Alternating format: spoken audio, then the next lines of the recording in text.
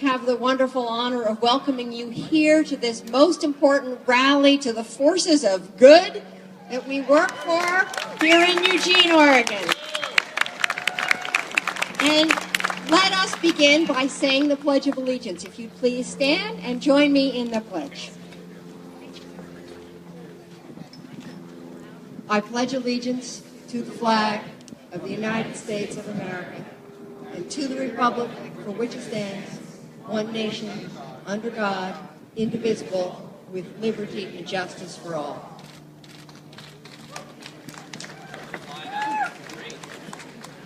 Thank you. Thank you all very much. And it is my great pleasure and honor to welcome Senator Jeff Merkley here to frame our conversation, rally your support to talk about health care in our country. He has been an advocate and a champion for this, and he's here today. Please welcome Senator Jeff Merkley.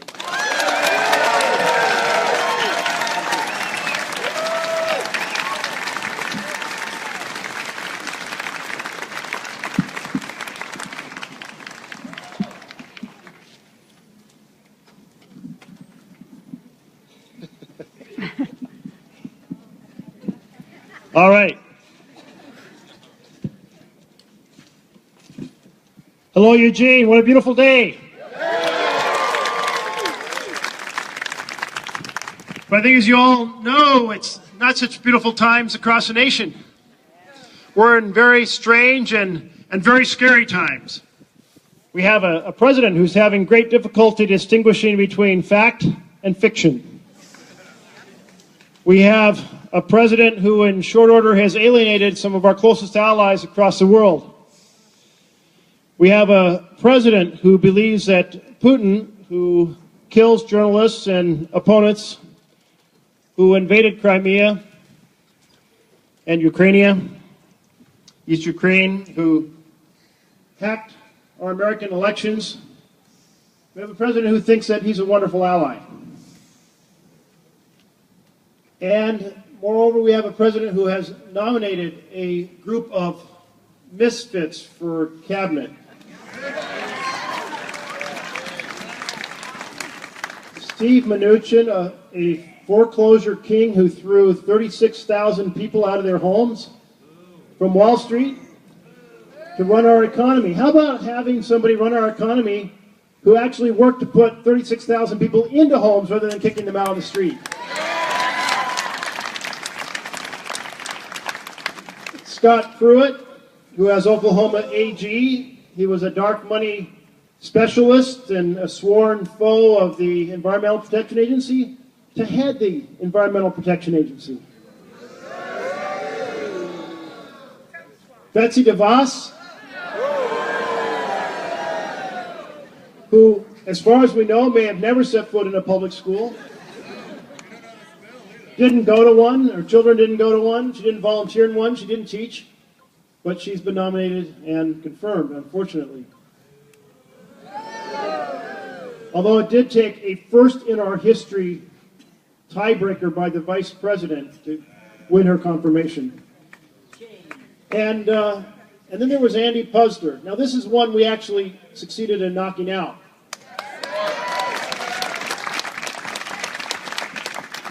And I mentioned that it's important to see some of the victories that all of this energy and resistance is helping to create across the country. But he's an individual who spent his career fine-tuning ways to grind workers into the ground.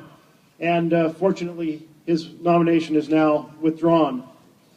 I think about this broad landscape, and I think there's only one answer. We have to resist this president with everything we've got.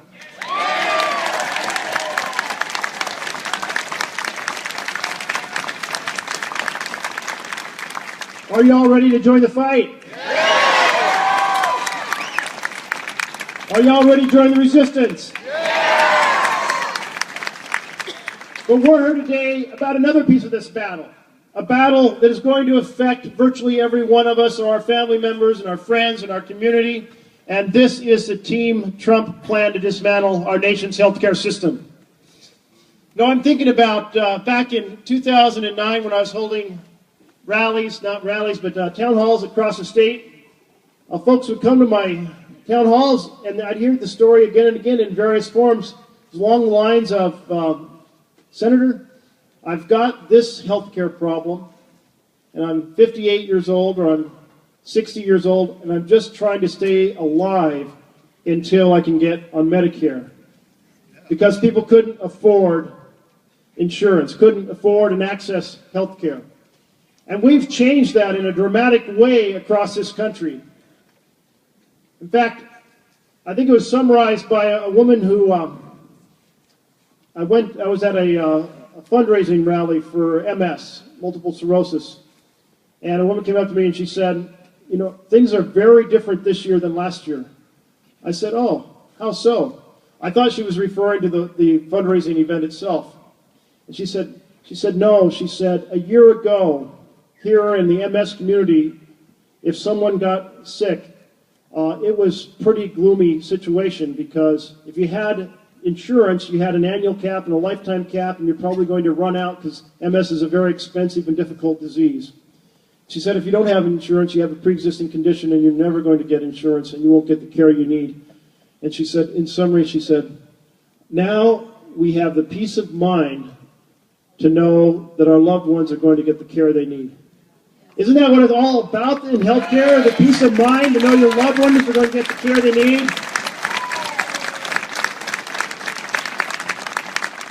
But Trump is intent on repealing the ACA. Are we going to let him? Are we going to let him do it? To get rid of a system that now enables children to stay on your policy to age 26?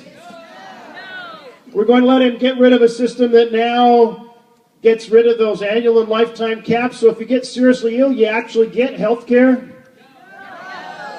How about, are we going to let him eliminate a system that emphasizes free preventive services because prevention is better than treating disease later on?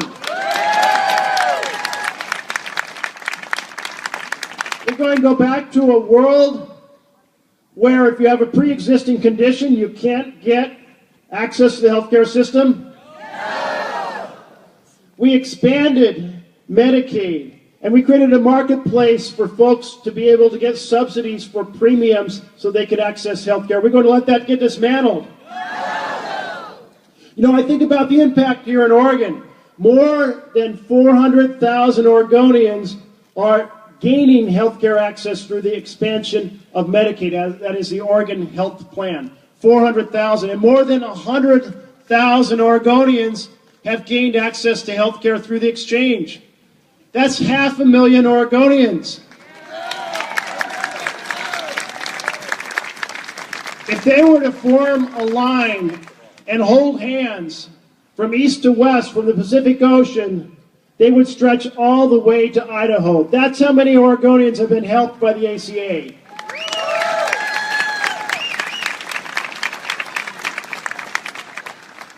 And it isn't just the effort to dismantle ACA, it's also the strategy to voucherize Medicare for our seniors.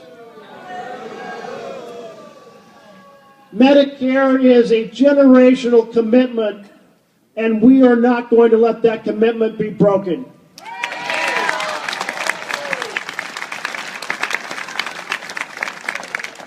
And we are not going to let the federal government defund Planned Parenthood.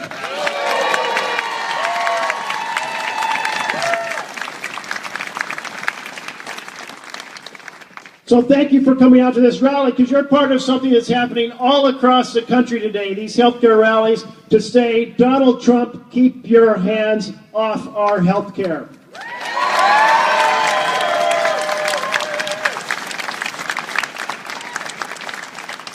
And no one does a better job of creating the passion and the fierce commentary about how important this is than Peter DeFazio. Please join me in welcoming Peter DeFazio.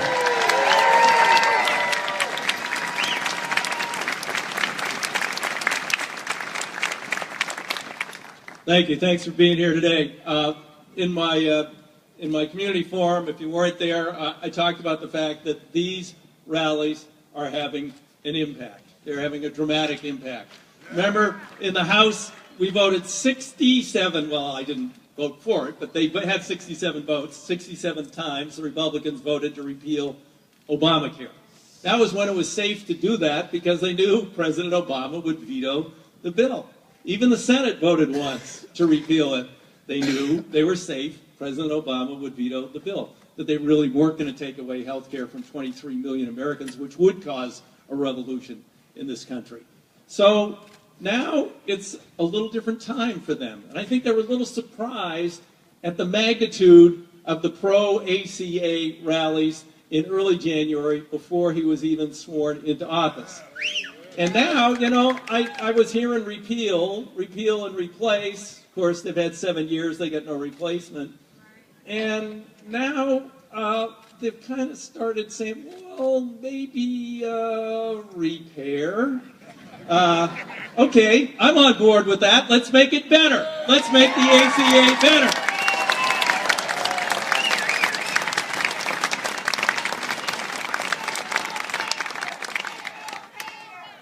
About to get there. Next week, I'll introduce a bill in the House. They're searching around for ways to fix it. Here's a way to fix it. Let's make it cheaper. Let's have better benefits. There's a way to do that. We would have, and this was part of the House bill, which unfortunately we couldn't conference with the Senate because Teddy Kennedy died and the Republicans filibustered the bill, and we had to take the Senate bill as it was. But in the House bill, we had a national exchange. In the national exchange, there would be a public, not-for-profit plan accessible to every American.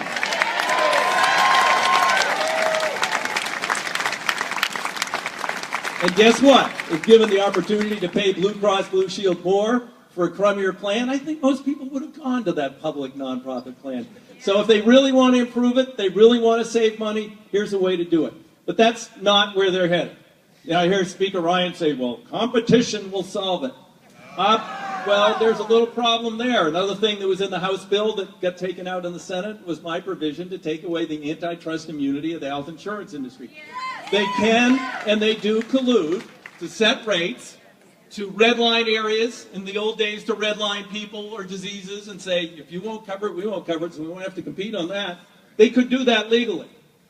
You know, they still can do that legally, but we put restrictions on them in terms of what they have to offer and how consistently they offer it, and they can't exclude you because you have a pre-existing condition. They no longer can cancel your policy because you get sick. They actually used to do that. It's called rescission.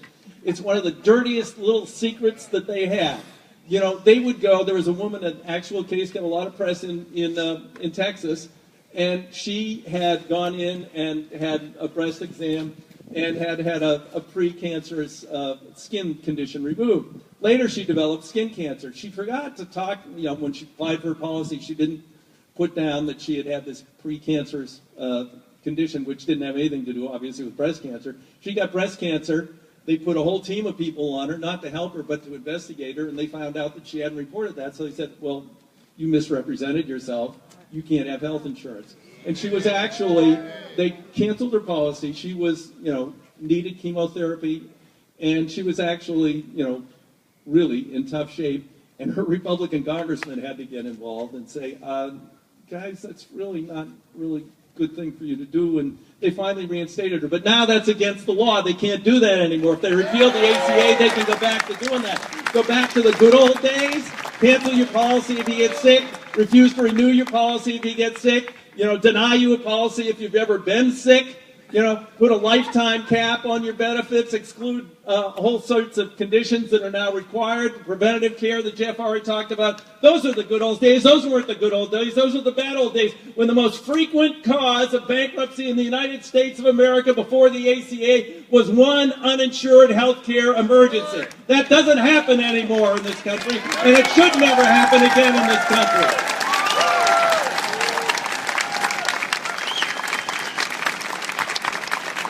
We're going to watch out for the tricks they're going to play. They're going to say, oh, sell insurance across state lines. You want it? That's like a race to the bottom in trade.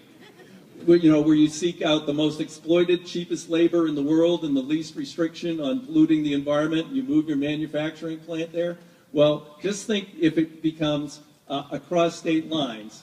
everybody will be getting these great offers from Mississippi or somewhere else about this really inexpensive health care plan that will make all sorts of presentations that aren't true, and basically you pay something for nothing, and if you have a problem and you live in Oregon, call the insurance commissioner down in Mississippi, who's a real consumer advocate. That is one of the Trojan horses they're going to try and put forward on the idea of states' rights and individualized and more competition. We cannot let them lie to us. Too many people's lives are at stake. This week, they always say to you, who's your guest at the State of the Union? Last State of the Union, because of my opposition to TPP, I had someone who lost their job because of unfair foreign competition. 3 times has lost his job working in the paper industry. This year, I'm going to have an empty seat. And it's going to represent the people. They have no replacement plan. They want to repeal. And it's going to represent the people who will die or go bankrupt right here in my district if they succeed in repealing the ACA. We cannot let that happen. Stand strong. Keep speaking out. Keep going to demonstrations.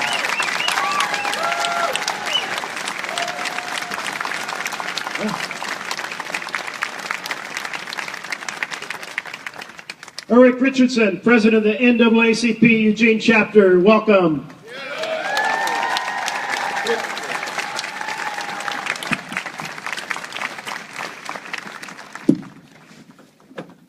To tell you the truth, I don't know what I'm doing up here after Peter DeFazio and Jeff Merkley.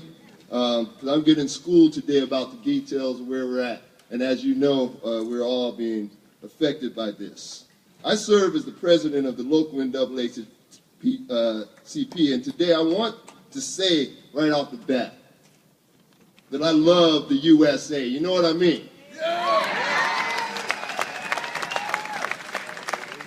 That is because of the idea of government for the people, by the people. Over the last 8 years, we have witnessed a true patriot work diligently to save our nation while moving the idea of universal health care closer to reality. And I thank him for that.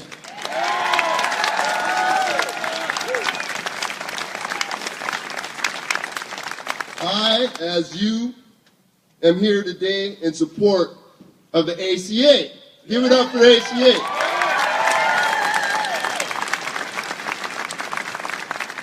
We're also very lucky to be here today to hear from our civil servants, such as Senator Merkley.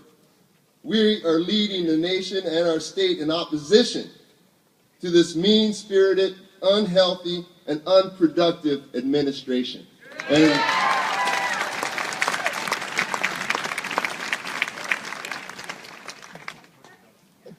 as a young man raised in poverty, but in the struggle with dignity, I give it up for my parents for staying in the fight and keeping a true heart.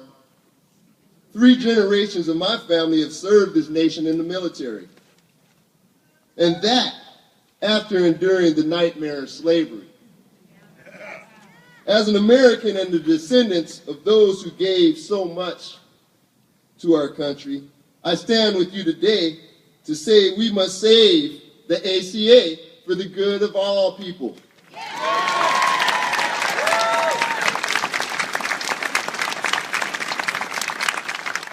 By doing so, we honor the hard work of those who have sacrificed so that our nation could live in the sun with a bright future. As a father of 5 and the husband of one of the hardest working women around, that's my wife Tamara Richardson, I implore you to stand your ground in defense of the 20+ million people who are now enjoying health coverage. Thank you very much.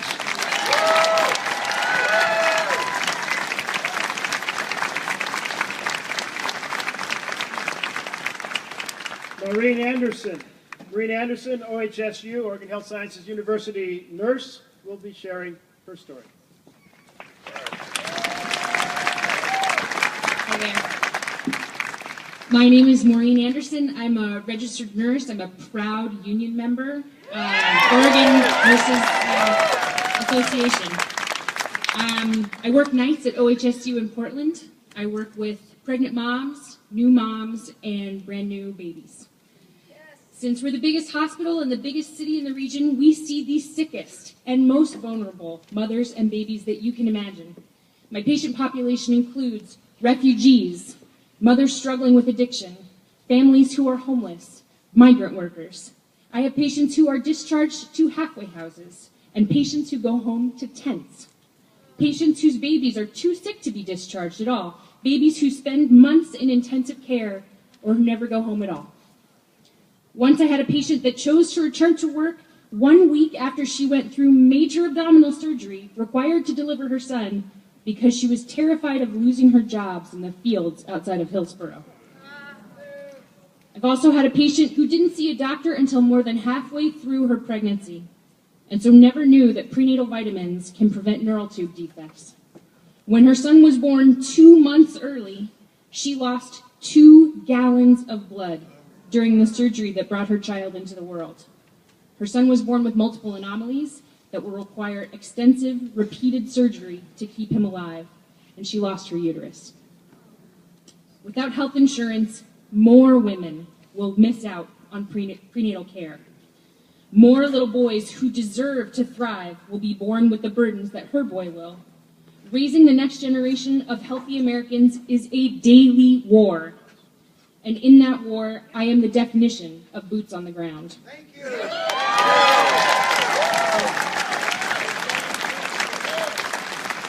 Being a parent is a universal and unifying experience, and so many of us here today can look back on that time when our newborns were so fragile. When I gave birth to my own son almost 6 months ago, I was given a gift of understanding where my patients were at, wanting to protect something so helpless. The wanting to protect a child is similar to me wanting to protect my patients. What I know is that if preventative care provided by the ACA goes away, my patients are going to get sicker and poorer.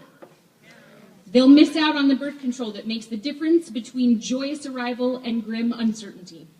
They'll wait to initiate prenatal care. Deformities and anomalies in their babies will go undetected. They'll give birth to more unplanned children who they don't have the capacity to care for or partners to support them. The children and the moms will spend more expensive time in the hospital recovering from more high-risk births and congenital conditions. These are children who will always have pre-existing conditions.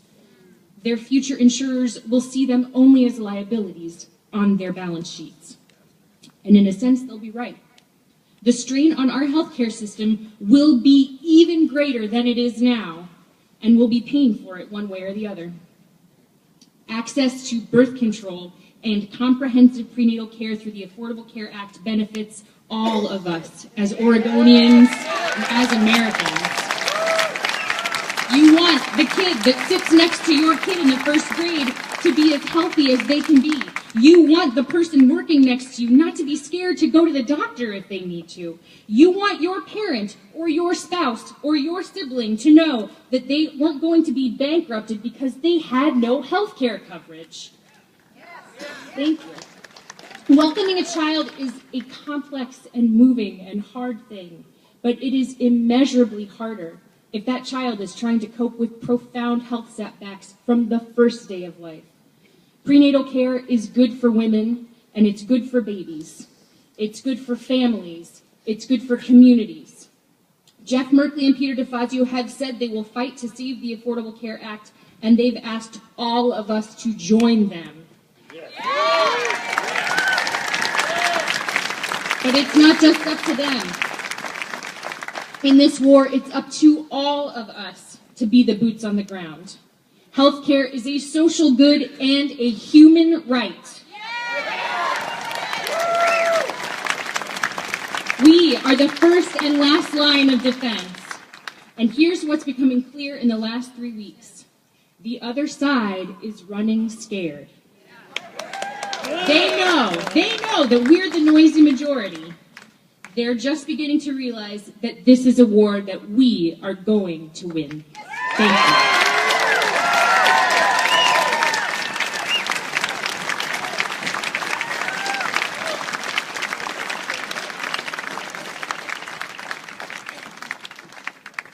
next guest is unable to be here in person because she's suffering from the impact of chemo. And so her comments are going to be read by Jessica Stevens, my Oregon State Director. Welcome, Jessica.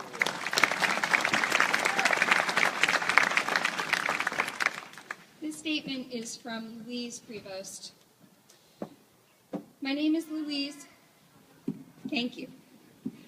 My name is Louise, and my family moved to Eugene in 1963. I'd been a few other places, but always seemed to find my way back. For the last 7 years, I've worked as a home care worker, providing services to people with disabilities so they can stay in their homes.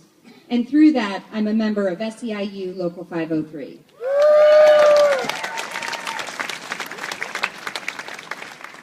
I started receiving health care through the Affordable Care Act last year. As a home care worker, if you reach a certain threshold of hours per month, you can get health care through the ACA and the Oregon Health Plan. A few months later, on this last Thanksgiving Day, in fact, I felt a lump for the first time. The fear and anxiety you feel in a situation like that, it's indescribable. You only understand it if you've lived through it. In my circles, I'm the last person people would expect this to happen to. I cook my own food from scratch, I eat healthy, and I walk regularly. But it happened. Luckily, I had health insurance. I was able to visit with a primary care physician for the first time in years, have a battery of tests done, and find out that I had stage 3 breast cancer. In my past, this would have been a death sentence.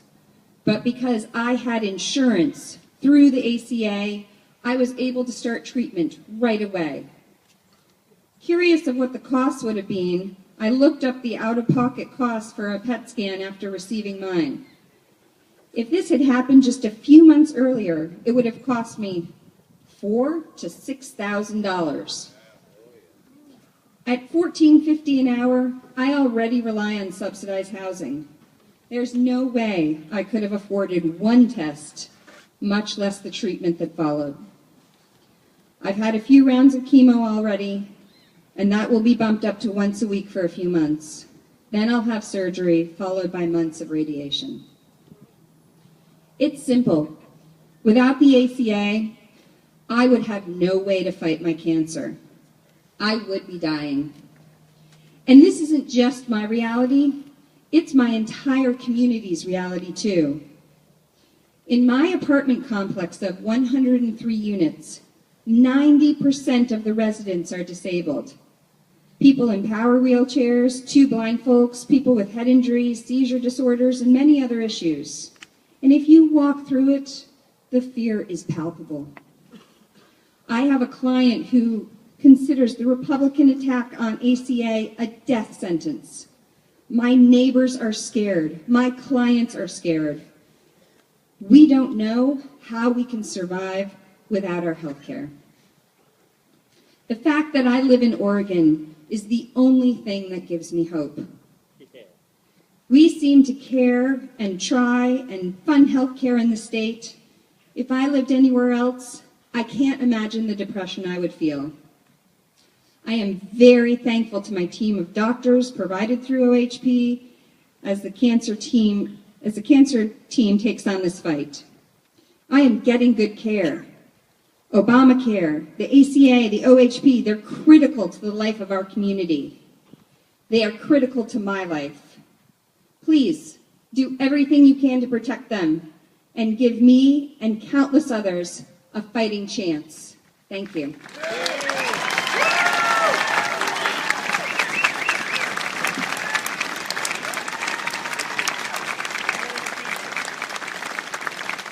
Look at all those posters. Let's hold them up.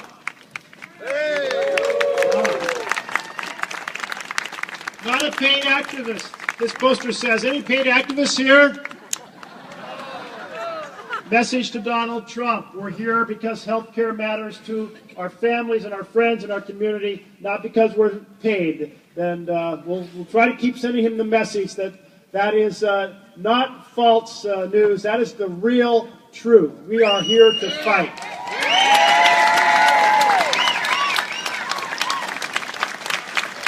I see the sign in the back says, do something. And that's exactly what we're here to do. And I tell you, this is having a big impact. On the Senate side, the Republicans had said, we're going to have the repeal bill back on the Senate floor on January 27th. And they didn't mean January 27th, 2018. And I got news for them. It's already now a month later. And that's because of the energy that has come out in rallies like this across the nation. It's making them rethink time and time again about their repeal strategy. So you're making a huge impact. Thank you.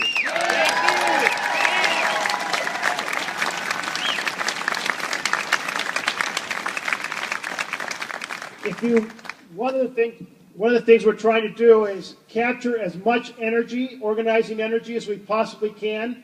So if you take your phone and you send an email to health@jeffmerkley.com and just say, I'm in, then we'll use those linkages to keep you posted on this battle to win, this battle to win preservation and improve. As Peter DeFazio said, repair, we're all in for that. Let's make it better.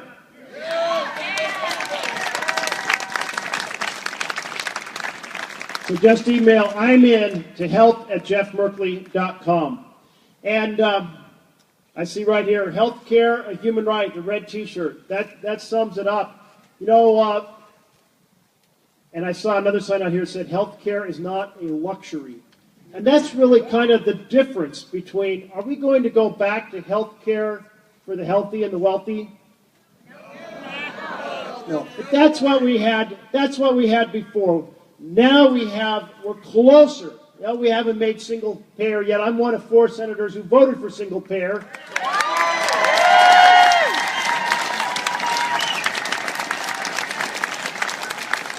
But we're going to keep pushing forward for affordable quality health care. We are not going to go backwards.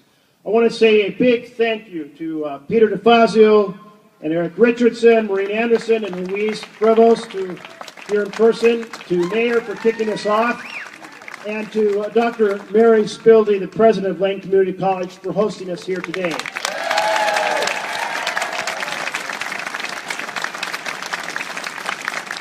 Now, one piece of the healthcare battle is the issue of state funding of Medicaid. That is the Oregon Health Plan. And the state legislators, and several of them are here, maybe you want to stand and wave. Hey, to our team, our state team. They are holding a budget meeting here in Building 17 at 1:30 to basically discuss with citizens the challenge we face in our state budget. To put it simply, to maintain public education and health care at its current level. We have a $1.8 billion budget hole. Is that the way to put it? And so we've got to figure that out. We've got to solve that. And they're working to do that. So if you want to be part of that conversation, please go forward to the 1:30 meeting in Building 17. So let me just close by saying, stay the course, stay the battle. We have to keep going so that we not only stop a lot of bad things from happening right now, but we rebuild a solid foundation for government of, by, and for the people, and win a whole bunch of elections in 2018.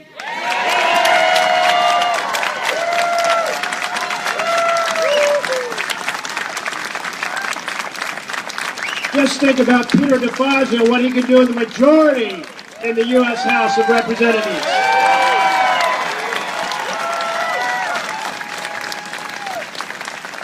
And if you've ever considered running for a school board, for a city council, for a county commissioner, for a state representative, get involved. Do it now or help someone run. Let's sustain this energy and restore our nation, put our nation back on track. Thank you so much. Let's win this battle on healthcare. Thank you.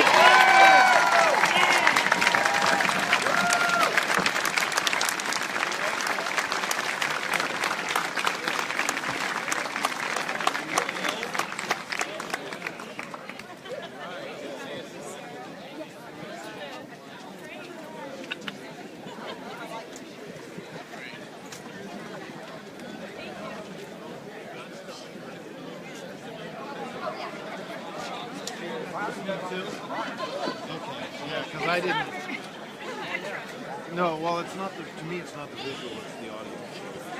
Yeah. So as the audio comes through, so I just look forward on. I got a little thing. Thank you. Thanks for all the work you're doing. Yeah. Well, it's gonna be fun. I'm sure we're gonna be seeing all of these folks again. It's like a new family. Be well. Yeah, we're gonna be there. But that's okay. Yeah, sorry, I was just like in a daze. Oh no, that's fine. I talked a bit there. Yeah. My God, it's expensive. Oh. Accuracy, kind of. Yeah. Thank you. I mean, if I would do it, and then if the comment is, if it's accurate, like, well, this is what I'm able to provide at the moment, we're waiting for technology to catch up.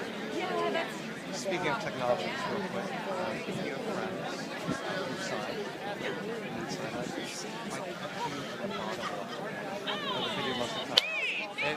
pure serendipity. Oh, that's so wonderful. So, can you say that to this on live streaming? Hi, my name is Pete Lee. I'm a volunteer for the Jeff Merkley campaign, and a live stream of Jeff Merkley and Peter DeFazio's words and some other great speakers will be available on Senator Merkley's Facebook page. Should be there in just a few minutes, if not now already. If you are hard of hearing or deaf, know that if you look at the lower left-hand bottom corner of the screen, I've tried to keep someone who provided sign language translation for this event on the screen most of the time. So thank you. Keep up the fight. Yeah. Great hat. What are you filming? This is with Indivisible. Yeah, I recently joined it. I'd love to. I want to get together. Go ahead. Who are you posting it for? Who's the audience? Indivisible Eugene. Okay, so it's the message will our reps see it. It's going right now. It's live streaming. So this is recording right now. Oh, okay. Hi, my name's Dwayna Welch, and I am a constituent of Senators Merkley and Wyden and Representative DeFazio. And my daughter was born with type 1 diabetes when she was really little. Every insurer in the entire nation turned her down for health care. In fact, it was the stated policy of an insurer who swore that they would cover her. Turned out in the fine print it said unless they got diabetes under the age of 21, they were intentionally excluding children. Look, we solved this problem in 1955 in Canada. There's no reason the greatest nation on the face of the earth can't solve this except that we are choosing not to solve this. And it's time we made another choice. Affordable care was a step in that direction. We need to keep stepping in the direction of solving the problem, not in the direction of destroying the lives of 45,000 Americans. Folks, if you're looking for Building 17, it's that way. So go towards the sun, and that's Building 17. What's that? It's in the dining room of Building 17. And I also, if someone's missing an envelope, it's up here on the podium. All right. Thanks, everyone, for watching. Bye.